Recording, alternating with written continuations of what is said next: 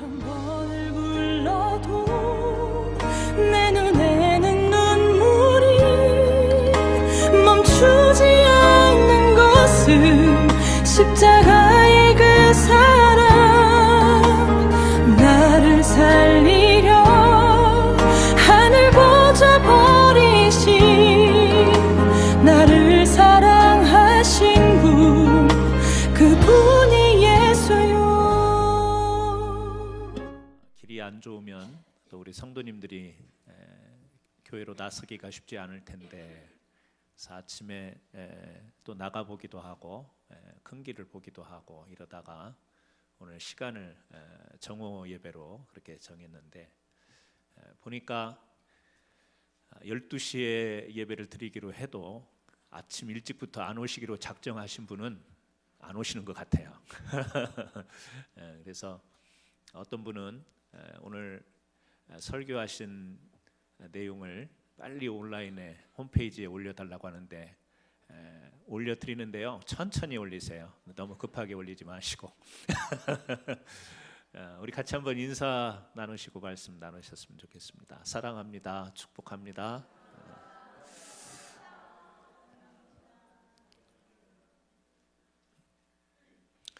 오늘 말씀은 왜 그들은 왕이 되지 않으려 했는가, 이런 제목으로 여러분과 함께 은혜를 나누려고 합니다. 오늘 살펴보려고 하는 이 말씀 가운데에 등장하는 인물, 제가 모세와 여호수아, 기드온 그리고 사무엘 네 사람을 간단하게 소개해 드리려고 합니다. 이들은 동일하게 왕이 되지 않으려고 노력하고 그렇게 애를 썼던 사람들이었습니다. 먼저 모세에 대해서 한번 같이 생각해 보려고 합니다. 세계의 역사를 통해서 모세를 뛰어넘는 영웅은 아마 없는 것 같습니다. 우리가 그 적지에서 사지에서 자기 동료 몇 명만 구해와도 국가에서 나라에서 영웅으로 그렇게 취급을 합니다. 근데 우리가 잘 아는 것처럼 어린아이부터 노인에 이르기까지 200만 명이 넘는 이스라엘 백성을 6개월 만에 애굽에서 머리털 하나 까딱하지 않고 다 애굽에서 출애굽을 시킨 이 영웅이 바로 모세이죠. 그런데 성경에 보면 모세를 어떻게 소개하고 있냐면, 이 세상에 어떤 사람보다 더 온유한 사람이다. 그 당시에 큰 제국 애굽의 바로와 협상을 했지 않습니까?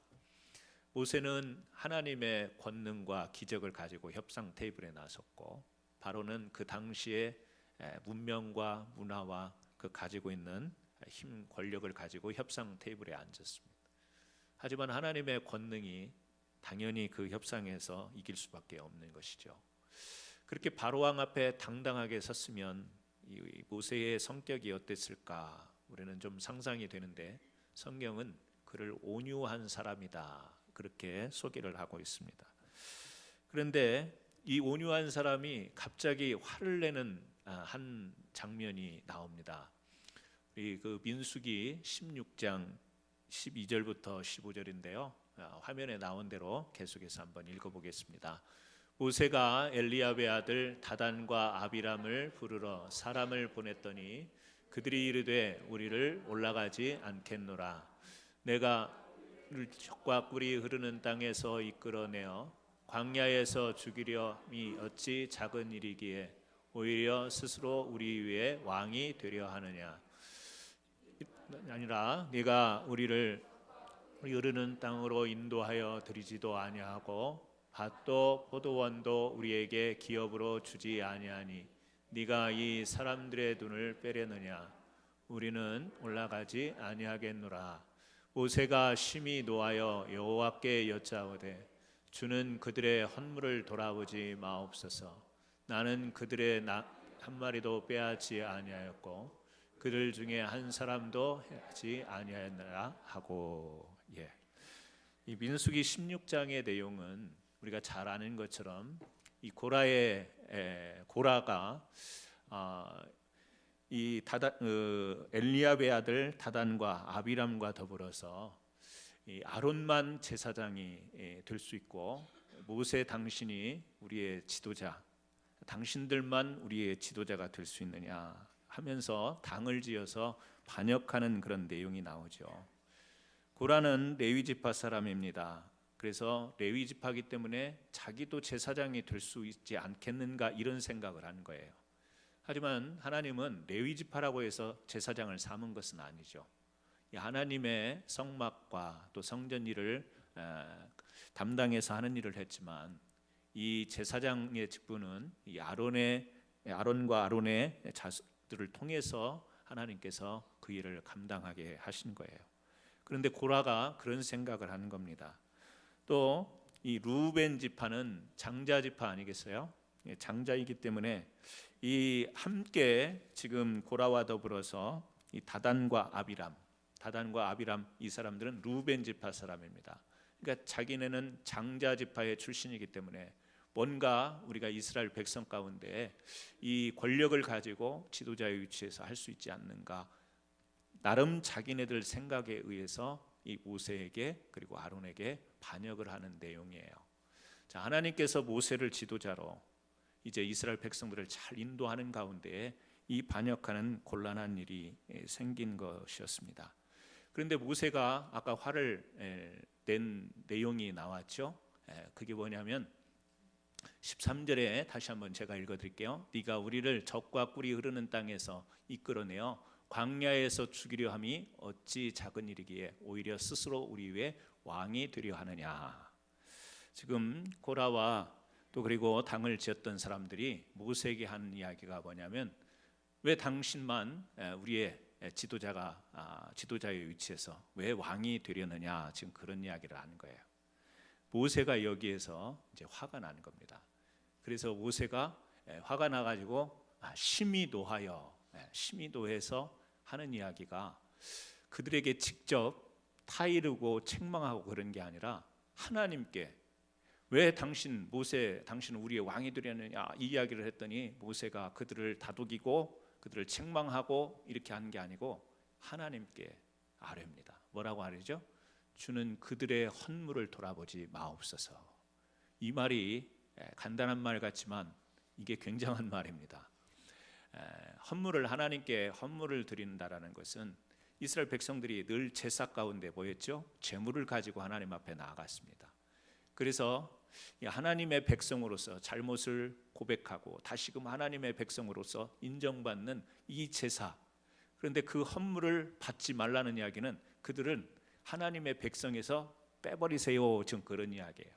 얼마나 화가 났으면 이런 이야기를 했을까. 반역하니까 화가 났겠죠. 그런데 아까 우리가 봤던 단어 가운데 왜 왕이 되려는가. 모세는 자기가 이스라엘 백성들을 이렇게 애굽에서 바로의 손에서 200만 이상을 이제 애굽에서 나오도록 출애굽하도록 인도했지만 절대 자기는 왕이 되려고 하지 않았기 때문에, 그런 마음이 조금도 없었기 때문에 그 왕이 되려느냐라고 하는 말에 굉장히 민감하게 반응했던 것 같아요. 왜 그런가? 모세는 하나님으로부터 시내산에서 말씀을 받았죠. 어떤 말씀입니까? 같이 한번 읽어보죠. 너희가 내게 대하여 제사장 나라가 되며 거룩한 백성이 되리라. 하나님은 모세에게 이스라엘 백성을 광야 가운데 인도하는 가운데 이 말씀, 짧은 말씀을 받았습니다. 뭐냐면 너희가 제사장 나라가 되며 거룩한 백성이 되리라. 여러분, 제사장 나라, 이것에 대한 우리가 이해가 있어야 되겠습니다. 이 제사장 나라라는 것은 뭐죠? 하나님이 왕이 되시는 나라예요. 제사장 나라라고 하는 것은 제사장을 생각하면 조금 이해하기가 쉽겠지요. 뭐죠? 하나님과 백성 사이에서 이 백성들을 하나님께 중보하고 인도하는 역할이 바로 제사장의 역할이었어요. 그러니까 내가 선택한 이스라엘, 그 백성, 이스라엘 백성들을 하나님은 제사장 나라 삼겠다라고 하는 것은 이 세상의 모든 민족과 나라들을 하나님은 사랑하십니다. 그래서 다 그들이 하나님 품 안으로 들어오기를 원하시는 거예요.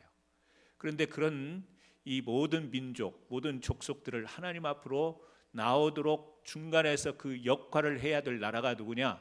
아브라함에게 약속하셨던, 그리고 지금 모세가 인도하고 있는 이 이스라엘 백성들이, 그리고 이 민족이 제사장 나라가 되어 모든 이 땅에 있는 열방 민족들이 하나님의 백성으로 나오기를 원하시는, 그래서 아브라함을 부르셔서 하나님은 약속하셨죠. 하나님께서 이런 말씀을 이 아브라함에게 주시지 않았습니까? 창세기 12장 1절부터 3절입니다. 같이 한번 읽어보겠습니다. 너는 너의 고향과 친척과 아버지의 집을 떠나 내가 내게 보여줄 땅으로 가라. 내가 너로 큰 민족을 이루고 내게 복을 주어 내 이름을 창대하게 하리니 너는 복이 될지라. 너를 축복하는 자에게는 내리고 너를 저주하는 자에게는 내가 저주하리니 땅의 모든 족속이 너로 말미암아 복을 얻을 것이라. 여러분, 땅의 모든 족속이 복을 받기를 원하시는 것이 하나님의 뜻입니다. 모든 족속 안에는 모든 사람이 담겨 있는 거예요. 하나님은 지구상에 있는 모든 족속, 모든 백성, 모든 사람들이 다 하나님으로부터 복을 받기를 원해요. 그러나 그 복을 깨닫지 못하기 때문에 하나님께서 이제 아브라함을 불러서 이스라엘 민족을 형성하게 하고 그 이스라엘이라고 하는 나라를 통해서 제사장 나라를 삼으셔서 모든 이 땅의 족속들을 하나님은 복 주시기 원하신다라고 하는 것입니다. 땅의 모든 족속이 너로 말미암아 복을 얻을 것이라. 이 말은요, 너희가 제사장 나라가 되고 거룩한 백성이 되라라고 하는 이야기인 것입니다. 여러분, 성경은 단순하게 유대인들의 선조인 이스라엘 역사를 다룬 것이 아니죠. 우리가 볼 때는 분명히 이스라엘이 어떻게 형성이 되고 그 민족의 역사가 어떻게 됐는가를 우리에게 보여주고 있지만, 성경은 하나님의 형상을 닮은 모든 이 땅의 인류, 모든 민족에게 이 하나님의 사랑을 담겨서 그 하나님의 사랑을 전하시는, 모든 민족을 향해 주시는 메시지가 바로 성경의 말씀입니다. 그래서 제사장 나라라고 하는 이 의미는 바로 그거예요. 이 땅의 모든 족속이 복을 받을 수 있도록 그 역할을 하는 것. 이런 이 제사장 나라를 이해한 하나님께서 그것을 말씀으로 주셨고, 이 말씀을 받은 모세는 결코 자기가 왕이 되어서도 안 되며, 왕이 어떤 이스라엘 백성들의 많은 이 백성들이 자기의 인도함을 따라오지만 자기는 왕이 될 수 없음을 분명히 이해하고 인식하고 있었던 것이죠. 그런데 옆에서 반역하는 사람들이 네가 왕이 되려고 지금 우리를 어디로 지금 끌고 가는 것이냐, 이렇게 했을 때 이 이스라엘 족속이고 민족이면서 이 하나님께서 말씀하신 제사장 나라와 거룩한 이 백성의 의식을 가지고 있어야 될 이 자기 백성이 그런 이야기를 한다라는 게 너무 한심하고 한탄스러웠던 거죠. 그래서 심히 노해서 하나님, 저들은 하나님의 나라를 이해하지 못하는, 저들은 제사장 나라를 이해 못하는 저런 인간들은 허물도 받지 마세요. 기도도 받지 마시고 저들은 하나님의 백성이 아닙니다. 그런 심정으로 지금 토로를 한 것이죠. 여러분, 이 땅에 제국과 제사장 나라가 있습니다. 제국은 한 민족이 모든 민족을 종으로 삼으려고 추구하는 나라가 제국이고요. 제사장 나라는 한 민족이 모든 민족을 복받게 하려고 하는 복의 통로가 되는 나라가 제사장 나라입니다. 물론 이스라엘 백성을 표면적으로 제사장 나라 삼았지만, 오늘 우리가 이 하나님 나라, 특히 올해 우리가 천국의 별이 되자라고 이렇게 표를 삼고 어떻게 하면 하나님께 영광이 되는 삶을 살아가야 되는가, 이렇게 고심하고 있는 우리들에게 이 제사장 나라를 우리가 바로 이해하고 그 제사장 나라와 더불어서 거룩한 백성, 출애굽기 아까 19장 6절에 그렇게 이야기하고 있잖아요. 제사장 나라가 되며 거룩한 백성이 되리라. 그러니까 제사장 나라, 제사장을 빼면 나라, 거룩한을 빼면 백성, 나라와 백성을 이야기하는 거예요. 제사장 나라와 거룩한 백성, 나라와 백성을 이야기하는 거예요. 나라와 백성이 있을 때 거기에서 이제 하나님께서 하시고자 하는 일들을, 이 땅에서 드러내실 수 있는 일들을 나라와 백성을 통해서 하실 수 있는 일이에요. 그렇다면 오늘을 살고 있는 우리들은 이스라엘은 제사장 나라가 되었고, 우리들은 미국에 살고 있는 한국인, 또 미국인으로서 제사장 나라는 아니지 않나 성경은 절대 그렇게 이야기하지 않죠. 늘 영적으로 우리에게 모형을 보여주시고 그림자를 보여주십니다. 우리가 잘 아는 베드로전서 2장 9절에서 6절 말씀, 너무 잘 아는 말씀이에요. 같이 한번 읽겠습니다. 그러나 너희는 택하신 족속이요 왕같은 제사장들이요 거룩한 나라요 그의 소유가 된 백성이니 이는 너희를 어두운 데서 불러내어 그의 기이한 빛에 들어가게 하신 이에 아름다운 덕을 선포하게 하려 하심이라. 너희가 전에는 이제는 하나님의 백성이요 전에는 궁유를 얻지 못하였더니 이제는 궁유를 얻은 자니라. 베드로전서 길게 쓰여진 말씀이지만 한마디로 말하면 이 신약 시대를 넘어 은혜 시대에 사는 우리가 바로 제사장 나라요 우리가 거룩한 백성이다라고 말씀하고 있는 것이죠. 전에는 백성이 아니었지만 이제는 거룩한 제사장 나라의 백성이다. 이것을 오늘 우리가 신약 성경을 통해서 말씀을 하고 있습니다. 제사장 나라는 하나님을 왕으로 모시고 사는 나라입니다. 제사장 나라는 이웃과 이웃 사이에 이 나눔을 연결할 수 있는 그런 민족 나라. 그리고 이 땅 가운데서 하나님과 평화, 화평, 평안 이것을 추구하면서 막힌 담을 허무는 그런 존재가 제사장 나라이고 거룩한 백성입니다. 모세는 자기가 이스라엘 백성을 그 바로의 손에서 200만 이상을 건져내는 영웅 중에 영웅일 수 있는 그런 사람이었지만 이 제사장 나라, 내가 어떤 위치에서 지금 우리 민족이 이 애굽에서 나와 가나안 땅을 향해 가면서 이 광야 가운데서 우리는 어떤 존재인가를 그는 분명히 알았기 때문에 자신이 스스로 왕이 될 수도 있었겠죠. 또 거기에서 왕의 권세를 부릴 만한 그런 조건도 갖춰졌겠죠.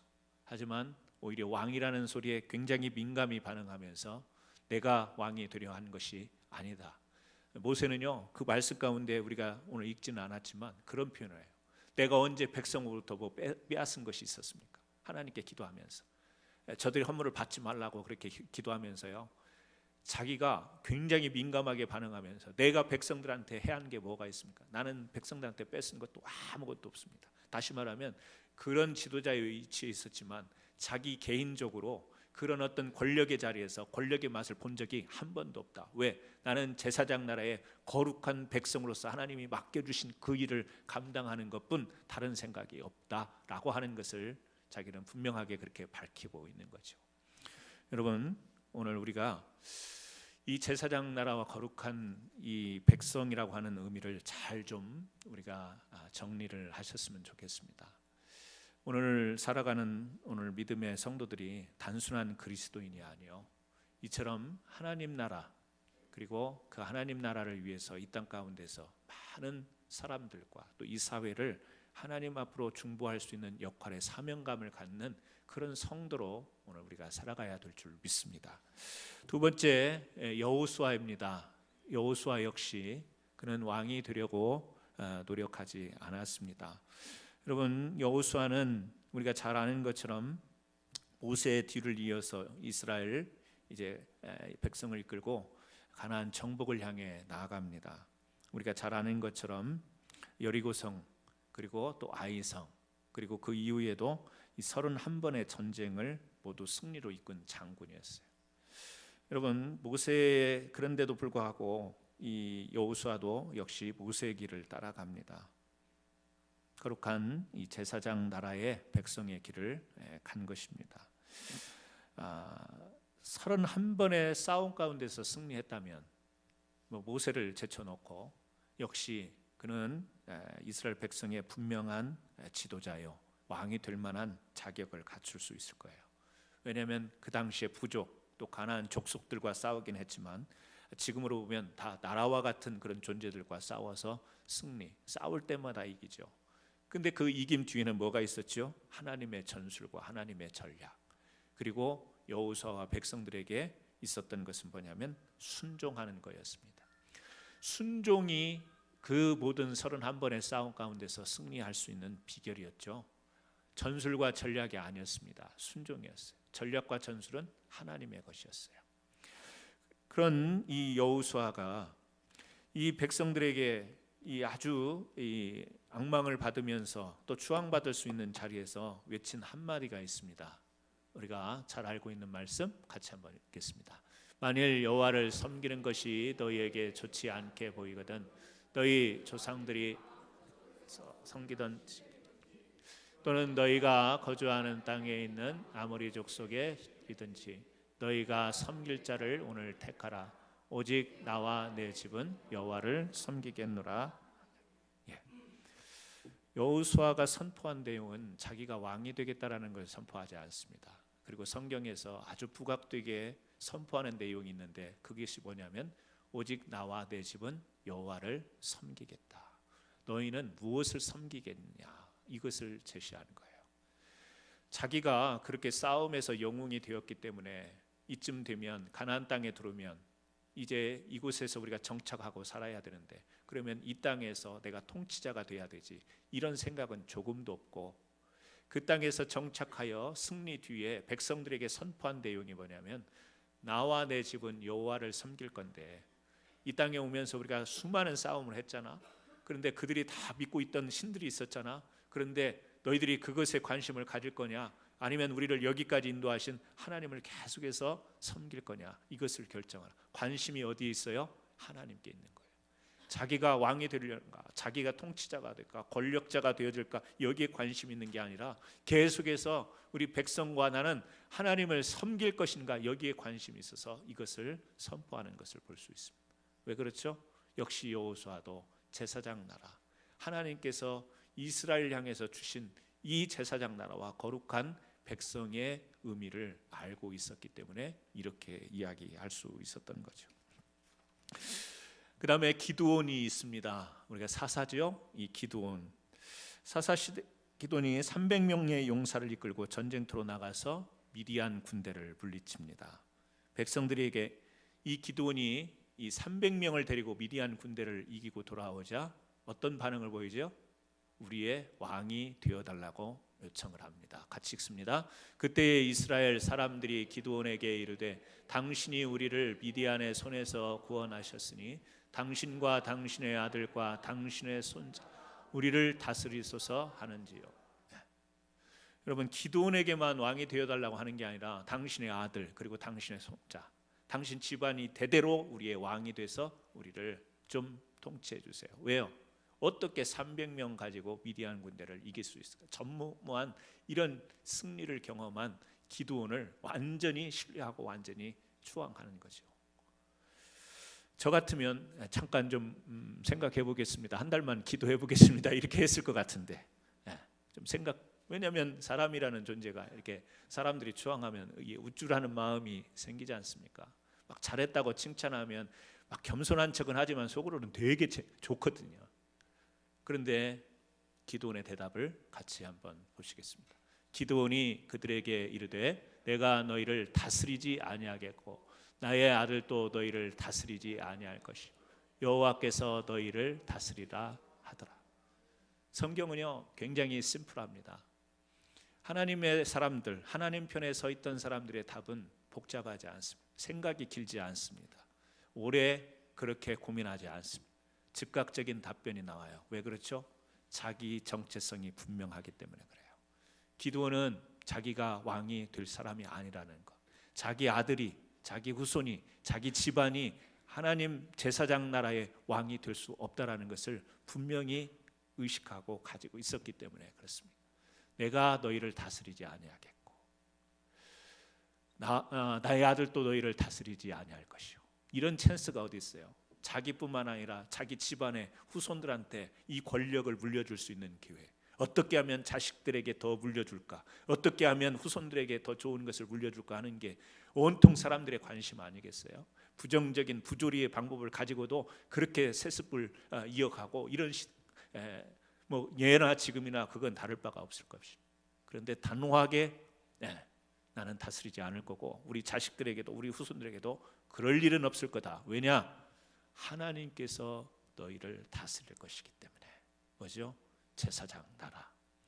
제사장 나라는 한 사람이 통치자가 되어서 권력 가지고 그렇게 통치하는 게 아니라 하나님이 통치하는, 하나님이 다스리신, 하나님이 인도하는 나라가 제사장 나라이기 때문에 그렇습니다. 하나 더 우리가 사무엘을 예를 들어서 우리가 볼 수 있겠습니다. 여러분, 우리가 사무엘은 이제 사사시대를 넘어서 하나님의 귀한 말씀을 전했지만 이제 늙습니다. 나이가 많이 먹습니다. 근데 사무엘의 안타까운 일은 사무엘의 아들들이 사무엘과 달리 뇌물을 받고 재판을 공정하게 시행하지 않았습니다. 온갖 구설수가 오릅니다. 백성들이 그들의 영악한 생각으로 사무엘에게 왕정 요구하고 났습니다. 우리에게도 왕이 필요하다. 우리나라도 강력한 나라가 되려면 왕이 있어야 된다. 제사장 나라, 하나님께서 주신 지금까지 계속해서 아브라함에게 약속을 주셨고 모세, 여호수아, 사사시대도 계속 내려왔던 이 근간이 이제 흔들리기 시작하는 거죠. 사무엘은 아는 거예요. 이스라엘이 제사장 나라라는 것을. 그런데 백성들이 원성이 잦습니다. 사무엘상 8장 11절 같이 한번 읽어보죠. 이르되 너희를 다스릴 왕의 제도는 이러하니라. 그가 너희에게 아들들을 데려다가 그의 병거와 말을 하게 하리니 그들이 그 병거 앞에서 달릴 것이며, 여기 보면 우리가 쓰지 않는 용어가 나오는데요. 그의 병거와 말을 어거하게 하리니, 그러니까 말을 이렇게 조절해서 데리고 사용한다 그 말입니다. 어려운 말은 아니고요. 자, 지금 이 말씀 가운데 왕의 제도, 이스라엘 백성들이 사무엘에게 우리나라도 왕이 있었으면 좋겠다. 지금 그러니까 하나님께서 이 왕의 제도는 어떤 것인가를 지금 알려주시는 그런 말씀이에요. 12절 읽습니다. 그가 또 너희의 아들들을 천부장과 오십부장을 삼을 것이며 자기 밭을 갈게 하고 자기 추수를 하게 할 것이며 자기 무기와 병거의 장비도 만들게 할 것이며. 무슨 이야기죠? 왕의 제도를 세워서 왕을 삼으면 그 왕이 어떤 일을 할 거냐? 너희의 아들들을 데려다가 부려먹을 것이다. 그죠? 자기의 추수를 하게 할 것이며 노역을 시킬 것이며 자기 무기와 병거의 장비도 만들게 할 것이며 한 사람에게 왕을 위해서 많은 백성들이 수고하고 희생하게 될 것이다. 지금 그런 이야기를 하는 거예요. 13절이요. 그가 또 너희의 딸들을 데려다가 향료 만드는 자, 요리하는 자와 떡 굽는 자로 삼을 것이며 14절. 그가 또 이의 밭과 포도원과 감람에서 제일 좋은 것을 가져다가 자기의 신하들에게 줄 것이며 그가 또 너희의 곡식과 포도원 소산의 11조를 거두어 자기 관리와 신하들에게 줄 것이며 그가 또 너희의 노비와 가장 아름다운 소년과 나귀를 끌어다가 자기 일을 시킬 것이며 너희 왕 때의 10대 1을 가리니 너희가 그의 종이 될 것이라. 왕의 나라로, 제사장 나라를 이제 버리고 왕의 제도를 이스라엘이 선택하면 이런 일이 생길 거야, 그러면서 주신 메시지예요. 그런데 여러분들이 공부해서 아시지만 북쪽 이스라엘의 열왕들, 남유다의 열왕들, 물론 선왕도 있었지만 극소수였고요. 대부분 왕들이 어땠어요? 우상을 숭배하면서 백성들을 잘못 인도하죠. 때로는 지금 성경에 우리가 읽은 사무엘상에 나와 있는 말씀처럼 백성들을 위한 섬기는 왕이 아니라 백성 위에 군림하는 왕, 그래서 자기의 그 권력을 강화하는 데 온갖 수단과 방법과 백성들을 동원하는 이런 일들을 하게 된 것이죠. 하나님께서 이 왕의 제도, 이스라엘은 제사장 나라인데 백성들이 지금 왕을 요구하니까 왕의 나라는 이런 거야. 물론 이 땅에 지금도 우리 역사 가운데 많은 왕들이 존재했고 지금은 대통령이 있고 이렇습니다. 그것이 잘못됐다 그런 이야기가 아니고, 이 하나님의 제사장 나라의 의미는 뭐죠? 하나님을 향하여 모든 족속과 나라들을 하나님의 복으로 인도하는 역할을 하는 거예요. 그런데 그 하나님께로 향하는 이런 모든 힘, 추구하는 힘들이 자기네들이 배부르고 자기네들이 잘 사는 것에 집중하는 삶, 이런 삶을 추구하는 것이 뭐죠? 왕의 제도라는 이야기예요. 그러니까 한마디로 오늘을 살아가는 우리들에게 제사장 나라의 의식이 있다면 우리들의 삶의 모든 것들이 다 하나님을 향하여, 그리고 이 땅에 있는 많은 사람들과 또 이 사회를 하나님께 복을 받을 수 있는 것으로 우리의 힘을 집중하여서 살 수 있는 삶을 우리 그리스도인들 성도들이 살아야 될 텐데, 그게 아니고 나만 배부르고 나만 따뜻하고 내 중심적으로, 그래서 다른 사람들도 다 수단으로 삼고 이용해 먹는 이런 삶을 지금 제사장 나라와 왕의 제도를 구별해서 이야기하는 것이죠.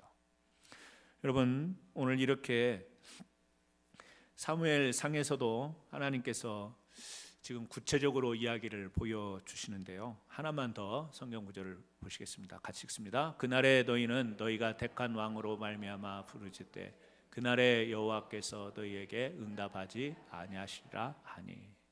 뭐죠? 하나님을 향한 나라와 백성이 아니고 자기네들